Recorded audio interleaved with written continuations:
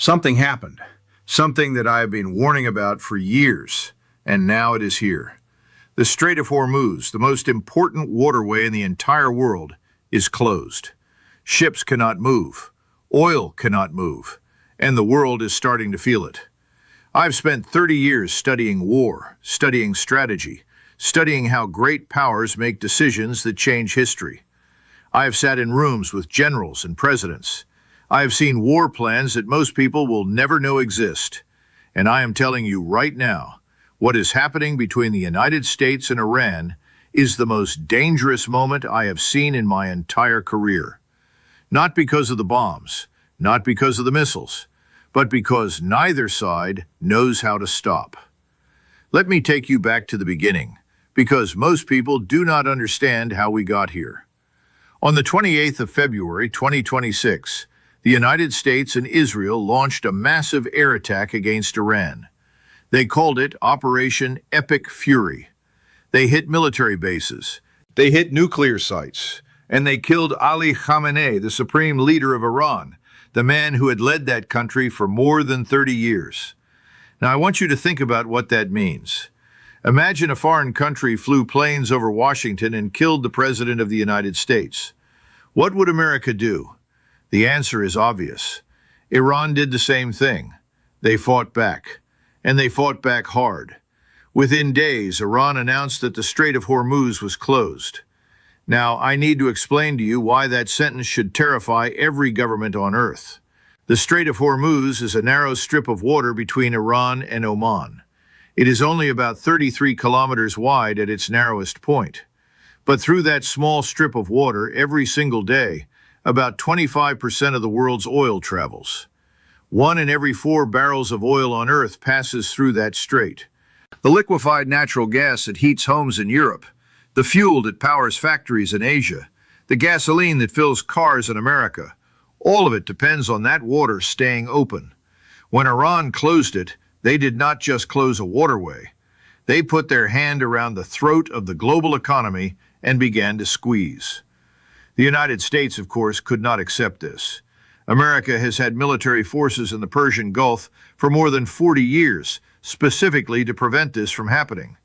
The entire strategy of American power in the Middle East is built on one assumption, that no country, no matter how angry, no matter how determined, can successfully block that strait for any significant period of time. Iran just proved that assumption wrong, and that changes everything. I want to talk about Iran's military capability, because I think most Americans, most people in the Western world, seriously underestimated what Iran had built over the past 20 years. While the United States was focused on Iraq and Afghanistan, while Western governments were writing new sanctions and pressuring Iran economically, Iranian engineers were working. Iranian scientists were building. They were not buying weapons from Russia. They were not buying weapons from China. They were building their own. And what they built is remarkable. Iran developed missiles that can fly at hypersonic speeds, meaning speeds greater than 5 times the speed of sound. They developed drones, small and cheap and accurate, that can fly hundreds of kilometers and hit targets with precision. They developed submarine capabilities that American intelligence did not fully appreciate. They built an anti-access system, which is a military term for a collection of weapons specifically designed to keep enemy ships and aircraft out of a defined area. And the defined area they had in mind was always the Persian Gulf. This matters because when the United States tried to reopen the Strait of Hormuz with its operation called Project Freedom, it ran directly into this system. The U.S. military sent warships. It fired on Iranian boats. It tried to create a safe lane for commercial ships to travel through. And what happened? Iran attacked. They struck a facility in Fujairah in the United Arab Emirates. They hit ships. They made it very clear that the cost of forcing that strait open would be extremely high. On May 5th of this year, just 1 day ago, President Trump announced that Project Freedom was being paused. He said there was progress toward a deal, but the blockade remains. American warships are still blockading Iranian ports. Iran is still controlling the strait. and hundreds of ships are still trapped, sitting at anchor in the Persian Gulf with nowhere to go. I want you to understand what those stranded ships mean in human terms. There are sailors on those vessels. Real people from South Korea, from India, from the Philippines, from dozens of countries who left home to do a job and are now caught in the middle of a war they had nothing to do with. Secretary of State Marco Rubio said at least 10 sailors have already died because of the situation. The ships are running low on supplies. The crews are isolated. They are what Rubio called sitting ducks. This is not an abstraction. This is what war does to ordinary people who are simply trying to do their work. Now let us talk about the economic consequences, because this is where the crisis stops being about military strategy and starts affecting every single person on Earth. Oil prices have been above $100 per barrel since the strait closed. At the gasoline pump in the United States, prices have already reached $4.48 per gallon. In Europe, where countries depend on liquefied natural gas that travels through Hormuz, the energy situation is serious. In Asia, in Japan, in South Korea, in India, in countries that import almost all of their oil, governments are watching their economies begin to slow down. Every day that the strait remains effectively closed, the economic damage grows. Economists who study these situations say that if the blockade continues for 60 to 90 days, every major oil-importing economy on Earth will begin moving toward recession. That is not a prediction. That is a calculation based on how energy prices affect economic activity. I spent my career advising people in positions of power. And one of the things I learned, one of the things I have seen proven again and again, is that wars are easy to start and almost impossible to control once they begin. The United States went into this believing that Iran would be shocked by the assassination of Khamenei, that the Iranian government would be destabilized, that the military would hesitate, and that the whole confrontation could be resolved quickly. That did not happen. Iran's military kept functioning, Iran's government kept functioning, and Iran's missiles kept flying. The assumption that was made in Washington that Iran would capitulate rather than close the strait was wrong. The chairman of the Joint Chiefs of Staff warned President Trump before the February attacks that this could happen. Trump dismissed the warning. He said Iran would likely back down. Iran did not back down. This brings me to something I think is very important and very uncomfortable for many Americans to hear. Iran is not a weak country. Iran is not a country that can be pressured into submission by military force alone. Iran is a civilization that is more than 2,500 years old. It has survived invasion by Alexander the Great. It survived the Mongols. It survived 8 years of devastating war with Iraq in the 1980s, a war in which the United States quietly supported the other side, a war in which chemical weapons were used against Iranian soldiers, a war that killed hundreds of thousands of people. And Iran survived. It did not break. What Iran learned from all of that history is that survival requires self-sufficiency. You cannot depend on anyone else. You must build your own weapons, train your own soldiers, develop your own technology. And that is exactly what they did. The weapons they are using right now to control the Strait of Hormuz were designed by Iranian engineers, built by Iranian workers, and deployed by Iranian soldiers. No foreign country can sanction that capability away because it already exists. The question that every government on Earth is asking right now is the same question I am asking. How does this end? What is the path out of this crisis? And I have to be honest with you. I do not see a clean or easy answer. The United States cannot simply bomb its way to an open strait. Iran has proven that its military forces can absorb strikes and keep fighting. Every time America hits a target, Iran has shown that it can respond. The UAE was hit by Iranian drones just this week, the first time since the ceasefire. A South Korean ship caught fire in the strait. American warships have been exchanging fire with Iranian boats. The ceasefire that was supposed to hold is cracking. The diplomatic path is also extremely difficult. For Iran to agree to open the strait permanently, it needs something significant in return. It needs guarantees about its security. It needs the sanctions to be lifted. It needs to know that the United States is not simply going to wait a few months and then try again to destroy the Iranian government. And for the United States to give those guarantees, it needs to acknowledge something that is very difficult for any American president to say publicly: that the military operation did not achieve its goals, that Iran did not collapse, that the strategy failed. American political culture makes that acknowledgement almost impossible, especially in the short term. And yet, there are small signs that something is moving. Pakistan, a country with relationships on both sides, has been working quietly as a mediator. Trump's announcement last night that Project Freedom was being paused mentioned progress toward a deal. Iran's foreign minister has been speaking carefully, leaving diplomatic doors open even while Iranian generals are making threats. China, which has enormous economic interests in Iranian oil and enormous reasons to want the global economy to stabilize, has been under pressure to use its influence with Tehran. These are the kinds of signals that experienced diplomats watch very carefully. Because in situations like this, wars rarely end with a dramatic surrender. They end through a series of small steps, each side finding a way to claim some kind of success, until eventually the shooting stops and the ships start moving again.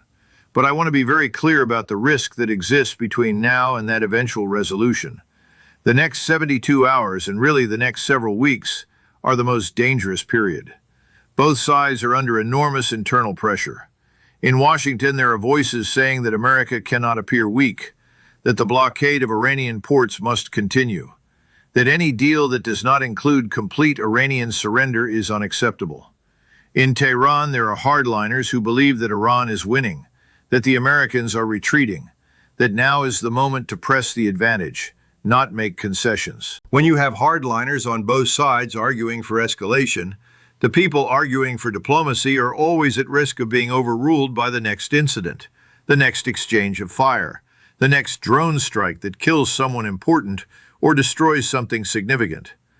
What I know from 3 decades of studying these situations is that the most dangerous moment in any military confrontation is not the beginning and it is not the end. It is the middle, when both sides are locked in, when neither side can easily walk away, when the cost of continuing is high, but the cost of stopping feels higher, when decisions are being made by tired, frightened, angry people under enormous pressure, without complete information, in the middle of the night. That is where we are right now, and that is why I am more worried today than I was even at the beginning of this conflict. I want to finish by telling you what I think the next few days will reveal. If the diplomatic contacts that are apparently happening behind closed doors produce an agreement framework, even a partial one, even one that just pauses the immediate military activity and creates time for talks, then there is a path forward. It will be slow. It will be complicated. Both sides will claim victory in ways that are not entirely honest. But the ships will start moving. The oil will start flowing. The price at the pump will come down. And the immediate catastrophic risk will be reduced. If those diplomatic contacts fail, if the next exchange of fire is significant enough to shock the system again, if either side makes a decision that the other side cannot accept without responding, then we enter a much more dangerous phase, one where the choices are no longer about strategy, they are about survival. And wars fought over survival have no easy endings. I have never wanted to be right about any of this. I warned for years that this confrontation was coming. I warned that Iran's military capability was being underestimated. I warned that closing the Strait of Hormuz was not a possibility that American military force could simply prevent. And here we are. The question now is not whether I was right. That does not matter anymore.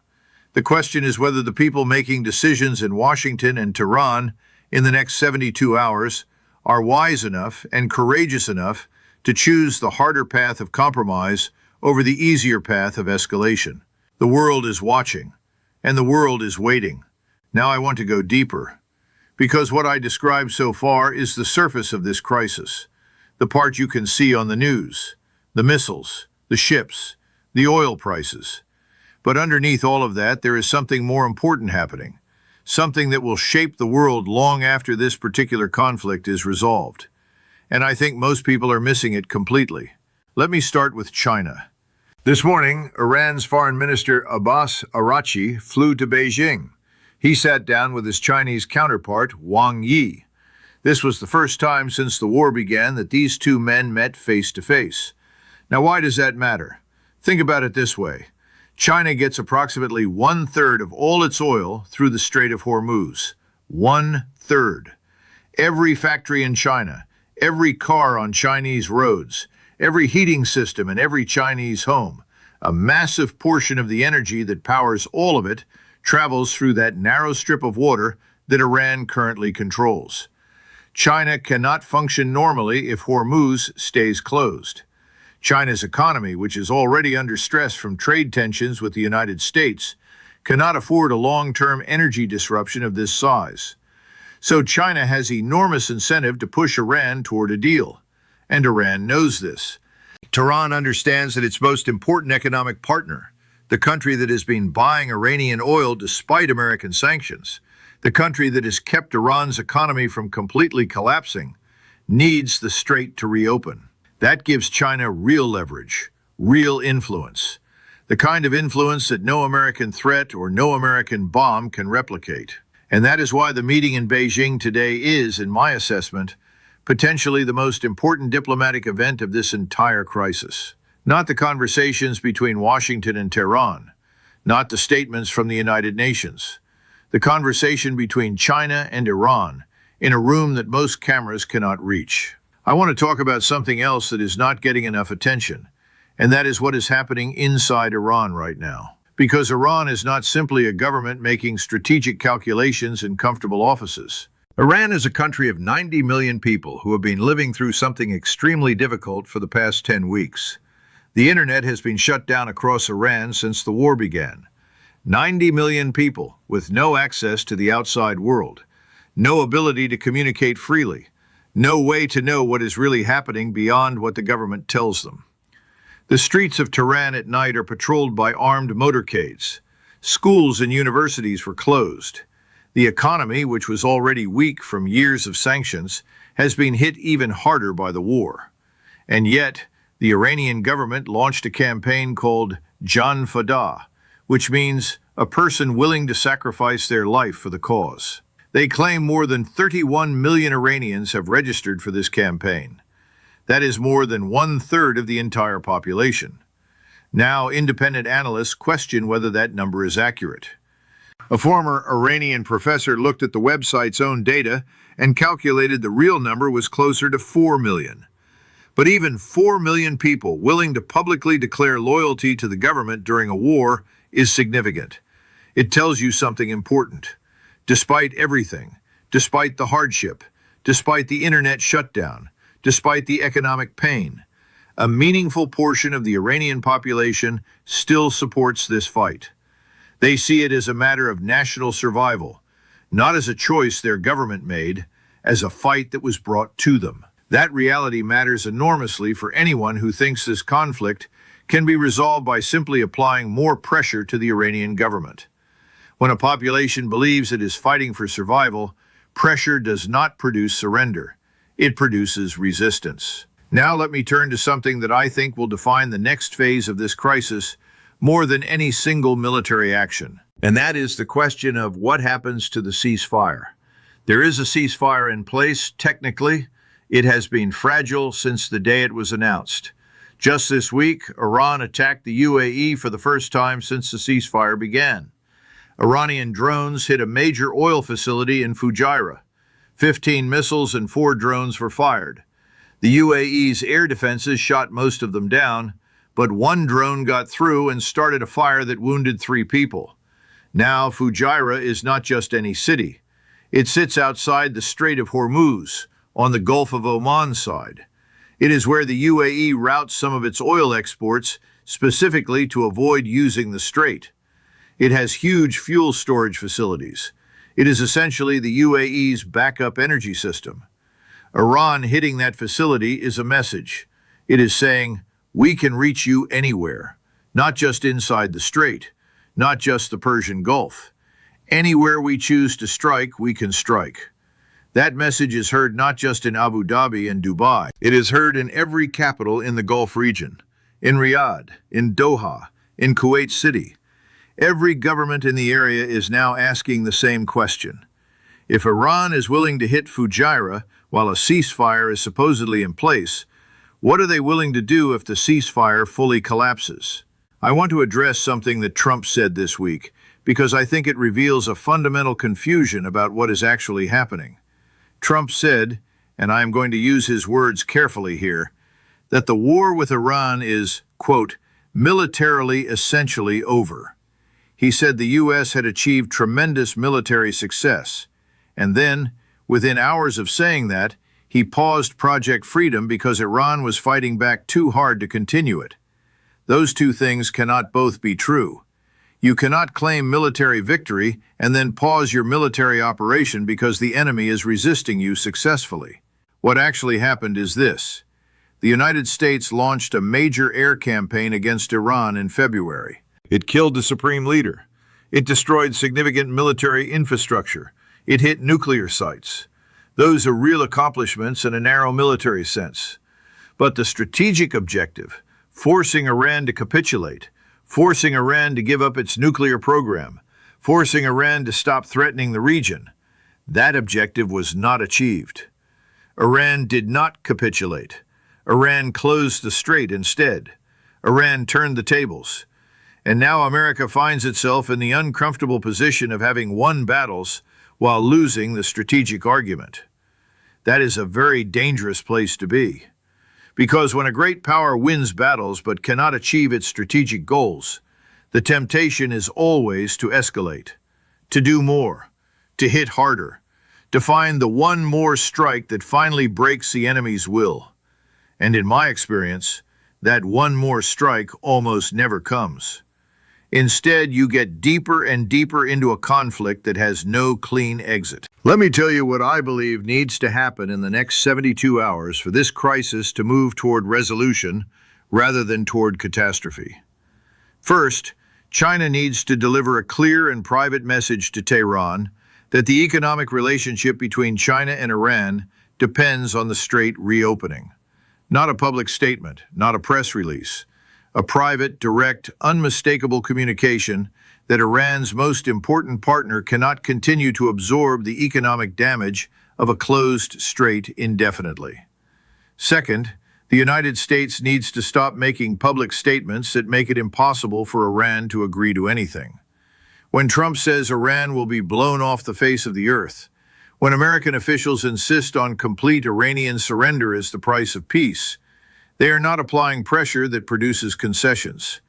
They are giving Iranian hardliners exactly the propaganda they need to argue that any deal is humiliation and capitulation. Effective diplomacy requires giving your adversary a way to say yes without losing face. Right now, Washington is doing the opposite. Third, Pakistan, which has been the most effective mediator in this crisis, needs to be given more space, more support, and more authority to bridge the gap between the two sides. Pakistan has relationships with both Washington and Tehran. It has credibility that no European country currently has. It has every reason to want this conflict to end because the economic disruption is hitting Pakistan hard as well. Give Pakistan the room to work. I want to close with something personal. I have analyzed wars my entire adult life. I have studied why they start, why they escalate, why they sometimes end, and why they sometimes do not. And the one lesson that stands above all others, the lesson that history teaches over and over again with a consistency that should terrify every decision-maker on Earth, is this. Wars almost never end the way the people who started them expected. The leaders who launched Operation Epic Fury in February believed they were starting a short, sharp campaign that would destroy Iran's military capability and force a quick surrender.